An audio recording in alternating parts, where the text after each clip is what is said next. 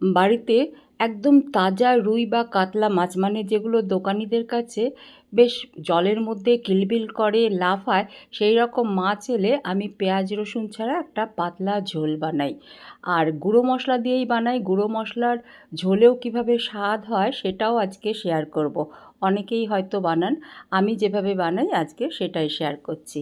নমস্কার বন্ধুরা, শম্পার রান্নাঘরের আরও একটা নতুন পর্বে সবাইকে অফুরান ভালোবাসা আর স্বাগত জানালাম।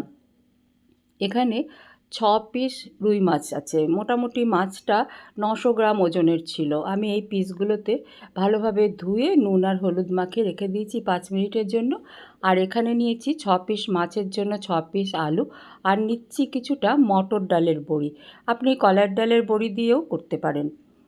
প্রথমেই কড়াইয়ে সর্ষের তেল গরম করে নিয়ে আমি আলুগুলো ভেজে নেব।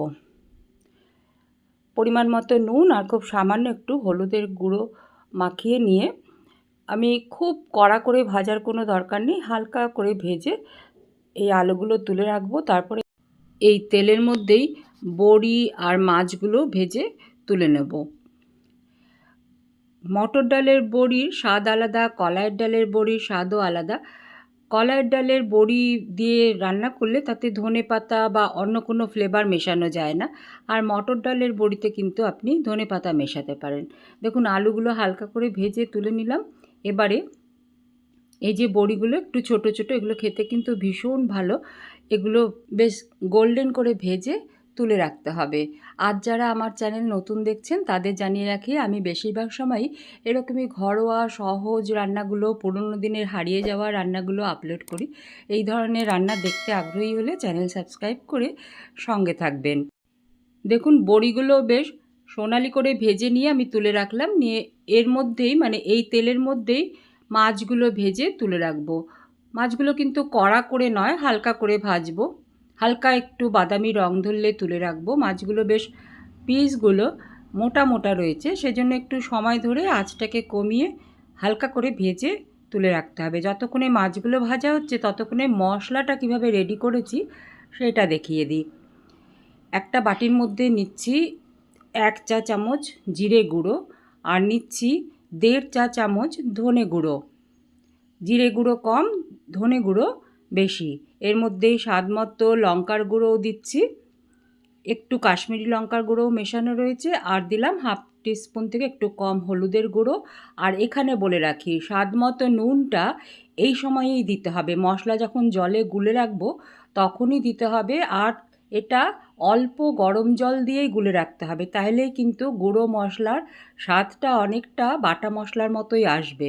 দেখুন গরম জলে মেশাবেন আর নুন দিয়ে দেবেন এর মধ্যে, আর অল্প গরম জল দিয়ে এটা গুলে রাখবেন, তাহলে মশলাটা সুন্দরভাবে ফুলে উঠবে। রান্নার পরে দানা দানা লাগবে না।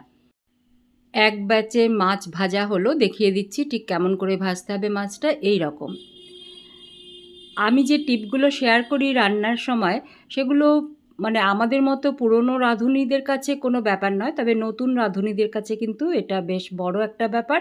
তাই আমি খুঁটিনাটি যতটা সম্ভব আমি বলে দিই। দেখুন মাছগুলো ভাজা হয়ে গেছে, বাকি মাছগুলোও আমি ভেজে নিলাম। তবে এই তেলে কিন্তু রান্নাটা কমপ্লিট হবে না। আমি আরেকটু সর্ষের তেল এর মধ্যে অ্যাড করছি। মাছ রান্নায় আমি সর্ষের তেলই ব্যবহার করি, আর তেলের পরিমাণ সবাই নিজের পছন্দ মতো ব্যবহার করবেন।